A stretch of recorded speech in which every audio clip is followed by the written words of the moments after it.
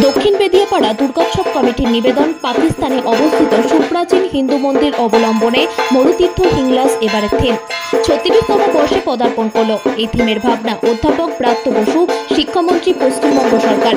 প্রধান অতিথি অধ্যাপক সৌগত রায়, সাংসদ দমদম লোকসভা। প্রধান উপদেষ্টা ও সম্পাদক পৌর প্রতিনিধি ১১ নম্বর ওয়ার্ড ও পৌরপ্রধান পরিষদ দক্ষিণ দমদম পৌরসভার মৃন্ময় দাস। প্রতিমা শিল্পী কালীচাঁদ রুদ্ধপাল। পরিকল্পনা ও সৃজনে শিল্পী সুব্রত ঘোষ। উপস্থিত ছিলেন টলিউড অভিনেত্রী সাবিত্রী চট্টোপাধ্যায়।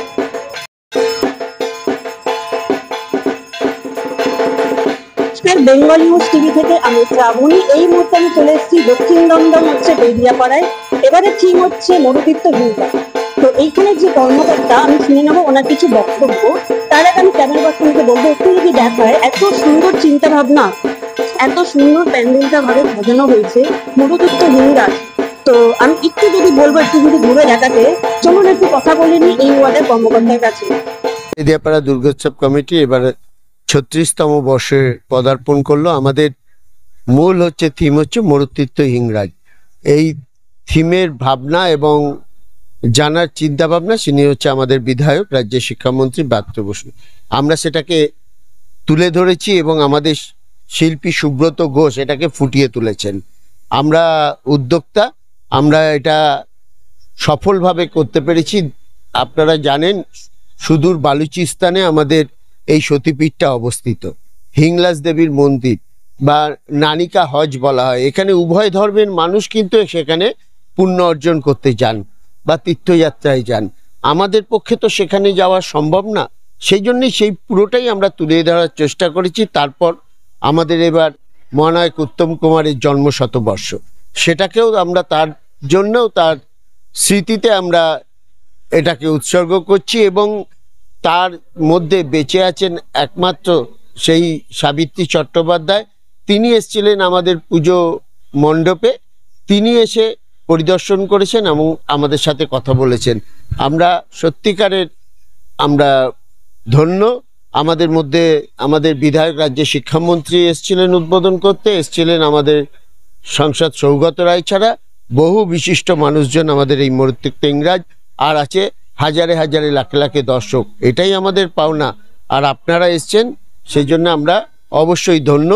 আপনাদের সমস্ত চ্যানেলকে আমাদের দক্ষিণ বেদিয়াপাড়া দুর্গাপূজা কমিটি থেকে অসংখ্য অসংখ্য ধন্যবাদ।